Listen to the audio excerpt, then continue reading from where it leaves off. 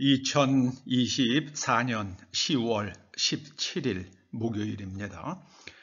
오늘 말라기서 강해 14번째 꼭지는 말라기서 3장 10절에서 12절까지의 말씀입니다. 먼저 말씀을 함께 봉독하십니다. 만군의 여호와가 이르노라. 너희의 온전한 11조를 창고에 들여 나의 집에 양식이 있게 하고 그것으로 나를 시험하여 내가 하늘 문을 열고 너희에게 복을 쌓을 곳이 없도록 붙지 아니하나 보라. 만군의 여호와가 이르노라. 내가 너희를 위하여 메뚜기를 금하여 너희 토지 소산을 먹어 없애지 못하게 하며 너희 밭의 포도나무 열매가 기한 전에 떨어지지 않게 하리니 너희 땅이 아름다워짐으로 모든 이방인들이 너희를 복되다 하리라. 만군의 여호와의 말이니라. 아멘. 너희 땅이 아름다워지리라. 너희가 복되리라. 이런 제목으로 말씀을 상고해 보시겠습니다. 너희 땅이 아름다워지리라. 너희가 복되리라. 저는 우리가 살고 있는 이 한반도가 아름다운 땅이 되기를 축원합니다. 그리고 이 땅에 살고 있는 우리들이 복된 사람들이 되기를 소원합니다. 오늘 본문은 하나님께 온전한 11조를 드려서 하나님의 집에 양식이 있게 하라. 그러면 하나님께서 하늘 문을 열고 복을 쌓을 곳이 없도록 부어주시리라. 이렇게 말씀하십니다. 성경에는 하나님을 시험하지 말라는 말씀이 여러 번 나오는데요. 유독 여기에만 나를 시험하라. 이렇게 하나님께서 친히 말씀하십니다. 반드시 하시겠다는 뜻이죠. 온전한 11조를 창고에 들여 하나님의 집에 양식이 있게 하고 그러면 하나님께서 하늘문을 여시고 너희에게 우리에게 복을 쌓을 곳이 없도록 부어주시리라. 이렇게 말씀하십니다. 여러분, 그래서 이 땅은 메뚜기의 병충해가 없고 또 포도나무 열매가 기한 전에 떨어지지 않는 그런 땅이 될 것을 주님의 이름으로 선포합니다. 우리가 하나님의 것을 구분할 줄 알면 이런 일들이 일어납니다. 여러분, 11조를 드리는 것을 마치 세금을 내는 것처럼 생각하지 마시기 바랍니다. 하나님께서 우리 소득의 10분의 1은 하나님의 것으로 말씀하셨기에 이것은 하나님의 것이다. 내 것이 아니다. 그것을 분별하는 사람이 되라는 말씀입니다. 여기서부터 우리가 하나님 것과 내 것, 또 내 것과 다른 사람의 것을 분별하게 됩니다. 이것이야말로 사람이 사람 되기 위한 가장 기본적이고 중요한 조건이라 할 것입니다. 여기서는 다른 사람의 재물뿐만이 아니라 다른 사람의 정당한 권리, 이 정당한 권리, 이거를 생각할 줄 알아야만 합니다.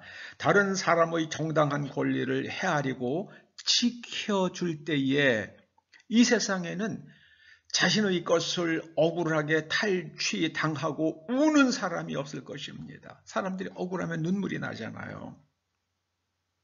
그 억울해서 눈물 흘릴 일이 없는 세상, 그 세상이 아름다운 세상 아니겠습니까? 오늘 12절에 땅으로 번역됐습니다마는 온유한 자는 복이 있나니 저희가 땅을 기업으로, 유업으로 받을 것이라 하셨는데요. 그때 땅은 이것은 세상을 말합니다. 세상을 말씀하십니다. 우리가 사는 세상, 내가 태어나서 살아가는 세상이 아름다운 세상이 되려면 내 환경이 좋아져야죠. 병충해가 없어야 됩니다. 그리고 무엇인가 시작하고 열매 맺지 못하고 도중에 흩어지는 일이 없어야만 합니다. 그런 삶을 살아가는 사람은 복된 사람들입니다. 그런 사람들이 모여서 사는 땅은 아름다운 땅입니다. 그래서 다른 나라 사람들조차도 너희를 복되다 하리라. 하나님의 말씀이다. 이렇게 아주 힘주어 강조하십니다. 외국 사람들이, 특히 남미 사람들이 한국에 와서 깜짝 놀라는 것 중에 하나가 이 가게 바깥에다가 물건을 쌓아놓고 파는 걸 보고 깜짝 놀라더라고요. 그 저녁이 돼도 거기에다가 그냥 천막 하나 가리고 집에 가잖아요. 거기 보면은 그 부피가 큰 물건들이 휴지라거나 무슨 뭐 세제라거나 이런 것들 바깥에다 부피가 큰 상품들은 바깥에 진열해 놨다가 그냥 거적 하나 씌우고 그러고 가잖아요. 그리고 사람들이 그거 살려고 그러면 어떻게 해야 됩니까? 내가 바깥에서 그걸 들고 안으로 들어가잖아요.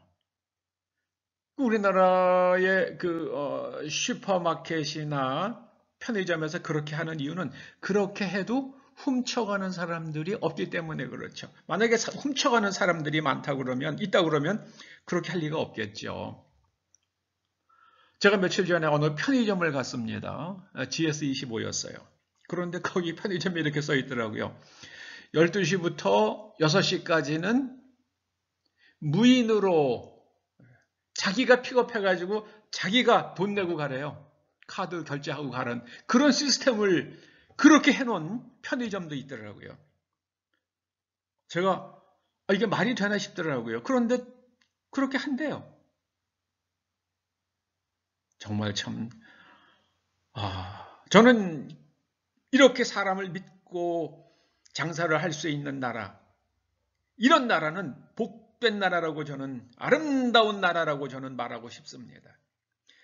이 대한민국 땅이야말로 아름다운 땅입니다. 이 땅에서 정치인들의 거짓말, 정치인들 주변에서 그를 돕던 사람들이 차례차례 죽어가는 일이 없어진다 그러면은 이 땅은 정말 아름다운 땅이 될 것입니다. 그래서 이방인들조차 우리를 향해서 참 복된 사람들입니다 라고 지켜 세우는 그런 나라가 되기를 축원합니다.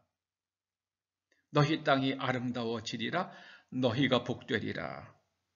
우리가 11조 안에도 내 권리가 침해받았다고 하나님께서 우리를 고소하시지 않으시잖아요. 우리는 인간 사이에서는 내 권리가 침해받으면 고소를 하잖아요. 아니면은 소송을 하잖아요.